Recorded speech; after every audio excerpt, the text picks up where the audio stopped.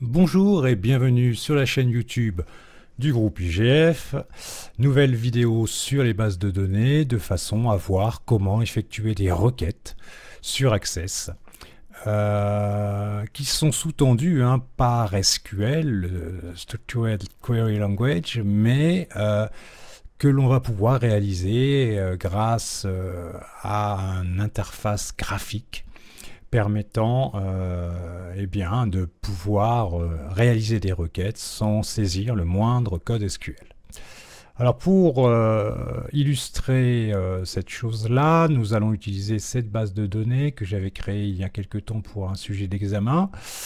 Il s'agit d'une clinique vétérinaire.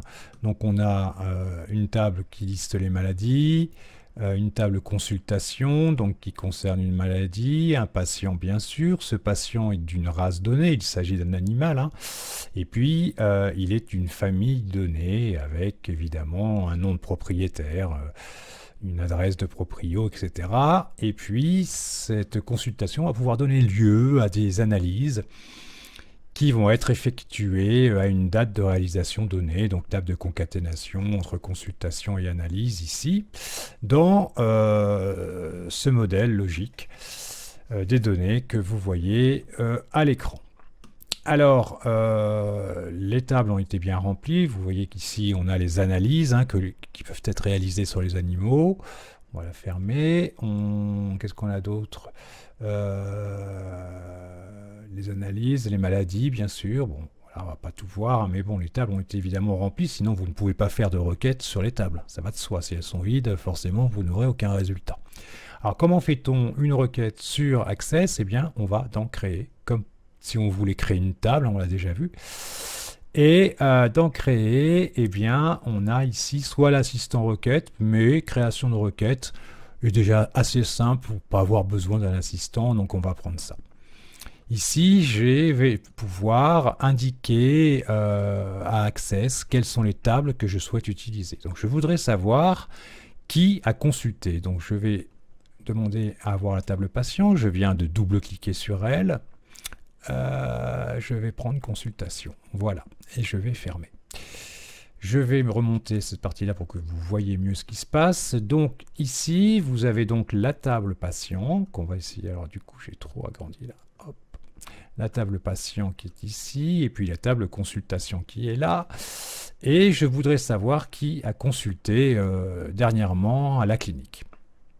Donc je vais prendre le numéro du patient, son nom, voilà. Et puis je vais prendre la date de début de consultation. Pour voir le résultat, eh bien, je n'ai qu'à cliquer sur exécuter, le point d'exclamation sur le haut, c'est ce que je fais là, et vous voyez que j'obtiens bien la liste de tous les patients qui ont effectué une consultation. Maintenant, vous voyez qu'il y en a en 2015 et en 2016, donc je peux vouloir n'avoir que ceux, par exemple, qui ont consulté en 2016. Donc il y a une ligne critère ici que vous voyez, et je vais me positionner sur la date, sur la ligne critère, dans la colonne date, et puis je vais écrire les mots suivants, entre, puis ensuite je vais placer un dièse, et je vais mettre 01 01 2016, puisque je ne veux que ceux qui ont consulté en 2016. Et je remets une seconde date, alors toujours mon dièse, et on va mettre 31 12 2016. Voilà, et je clôture mon dièse. Alors vous pouvez regarder que si je m'en vais, eh bien le système, hop, j'agrandis, a mis une majuscule à entre et, ce qui vous prouve que ce sont des termes qu'il connaît et donc que vous pouvez utiliser sans problème, ça fonctionnera. S'il ne met pas de majuscules aux mots que vous utilisez, méfiance, c'est qu'il ne les connaît pas et donc vous vous êtes trompé. Donc on va exécuter cette requête maintenant, hop, et on voit que maintenant je n'ai plus que ce petit mistigris qui est le seul à avoir une consultation en 2016. Vous voyez que le système a correctement répondu à ma requête requête et je voudrais simplement vous montrer ici. Vous voyez, j'ai déroulé dans Affichage pour aller sur Mode SQL et je tenais à ce que vous voyez qu'il y a du SQL derrière, hein, sauf qu'il est écrit directement par Access et non pas par vous. Donc voilà pour cette première requête. Alors, second exemple, je viens de faire rentrer un nouveau Mistigri dans la clinique et je voudrais connaître ses antécédents et surtout quelles ont été les analyses qu'on avait réalisées sur cet animal. Alors pour ça, eh bien, je vais donc créer, clac, je vais à nouveau dans création de requête. Alors, c'est Mistigri. Mistigri, c'est un client, j'allais dire, c'est un patient, pardon. Voilà, il est là, Mistigri, il est là-dedans. En tout cas, il a fait une consultation. Alors attention, parce que ce qui va être relié à l'analyse, c'est la consultation, qui elle-même est reliée au patient, hein, mais donc il ne faut pas oublier de mettre les tables intermédiaires, sinon ça ne fonctionnerait pas. Hein. Alors vous le voyez, parce que vous voyez les liens dans l'interface graphique. Donc hop, consultation, et on a effectué des analyses qui sont là. Voilà. Donc j'ai ajouté toutes les tables dont j'avais besoin dans ma requête. Donc on va monter ça pour qu'on voit mieux. Donc je veux que ce soit Mistigri. Donc je vais demander le nom du patient. Et je veux connaître tous les examens qu'on a pratiqués sur lui. Voilà. Alors si j'exécute directement, je vais avoir tous mes patients et leurs examens. Alors vous allez me dire, Mistigri, je le vois, il est là. Oui, mais sauf que c'est une base de données réalisée pour un sujet d'examen. Ce n'est pas une vraie base, donc je n'ai pas saisi non plus 1 million de choses dedans.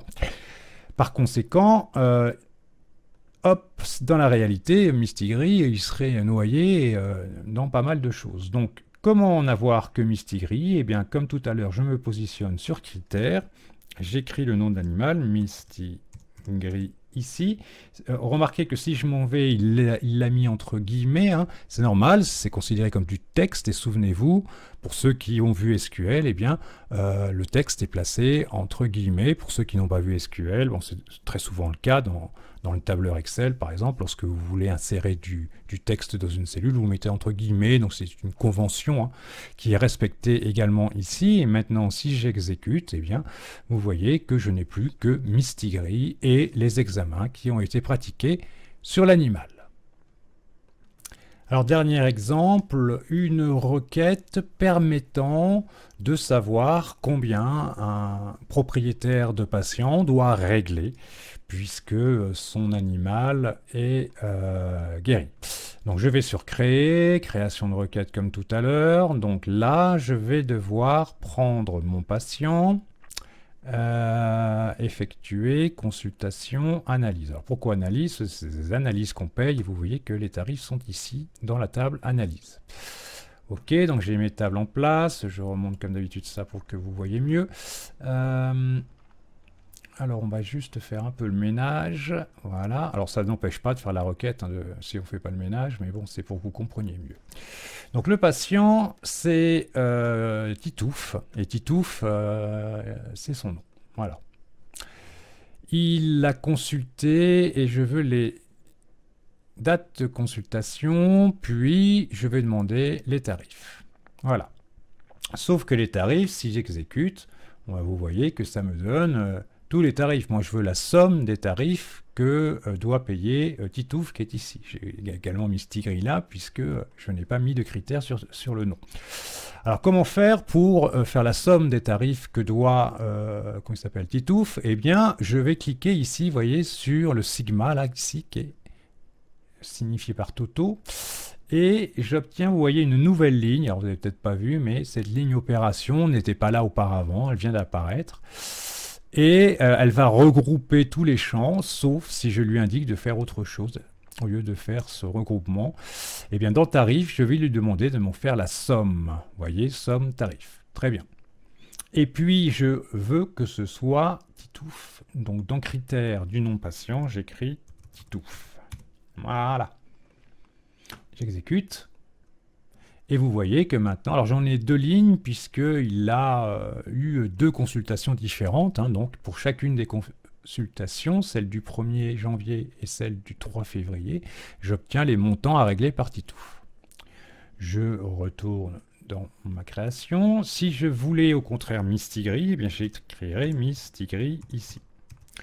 Hop, Mistigris, clac, j'exécute, et cette fois-ci, j'ai bien ce que doit Mistigris, c'est-à-dire 142 €. Vous remarquez que ça n'est pas forcément très pratique de devoir rentrer à chaque fois dans la requête pour aller dire quel animal on veut.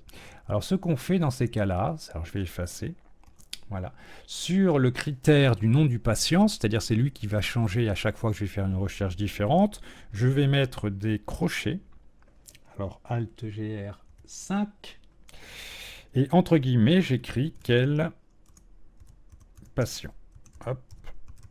Voilà, je peux même mettre un point d'interrogation, et je vais fermer mon crochet. Voilà. Ok, je vais enregistrer ma requête, clic droit, enregistrer, je vais l'appeler recherche, comment on dit, facturation, facture, voilà, hop, et je fais OK.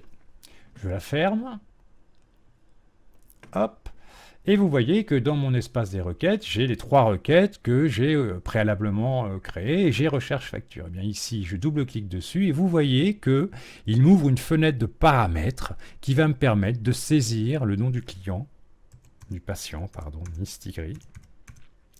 Vous voyez, hop, et j'obtiens bien Mistigris. Alors là, ça n'a pas marché. Et ça n'a pas marché parce que je n'ai pas bien orthographié le nom de Mistigris. Donc je recommence, hop, recherche facture. Cette fois-ci, je vais faire attention. Mistigris. Voilà, Mistigris, OK. Et vous voyez que là, il me ressort bien Mistigris. Si je la ferme, bim, je recommence. Et maintenant, je vais mettre Titouf. Titouf. Voilà. J'appuie sur OK. Et là, il me sort bien Titouf. Vous voyez que ces paramétrages de requêtes permettent par exemple de créer un bouton sur un formulaire sur lequel on écrira recherche, facturation ou tout simplement facturation client. On peut le voir rapidement, hein. Je peux aller ici, créer, formulaire vierge, voilà. Je passe en mode de création. Voilà, je vais aller dans... j'y vois rien. Voilà, créer. Conception de formulaire. J'ai mon bouton... alors j'ai un petit reflet sur mon écran, hein, c'est pour ça que je suis obligé de bégayer un peu. Voilà, c'est là mon bouton. On l'avait vu dans une précédente vidéo. Hein, clac. Et je dessine mon bouton, hop, mon outil s'ouvre, et ce que je veux, c'est pouvoir, donc je vais dans divers, pouvoir exécuter une requête. Suivant, je vais lui dire que c'est la recherche facturation que je veux. Suivant, requête MS Success, non, je vais plutôt choisir du texte, et je vais facturation client, facturation. Alors, patient, on va mettre, voilà, facturation patient, suivant, et je termine. Voilà donc mon bouton, donc je pourrais en avoir plusieurs, évidemment, sur ce formulaire. Hein. Je vais passer en mode formulaire, voilà, et je vais cliquer dessus. Et vous voyez qu'il m'exécute ma requête qui était déjà sortie. Hein. Peut-être la fermer, hein. Voilà, pour bien voir, et vous voyez qu'il me demande qui je veux, donc cette fois-ci on va prendre Mistigris, tac, et OK, et vous voyez que j'obtiens bien le montant à faire payer au petit Mistigris. Voilà pour cette vidéo sur l'initiation au requêtage sur un SGBDR classique tel que peut l'être Access. À très bientôt sur la chaîne YouTube du groupe IGF. Bye bye.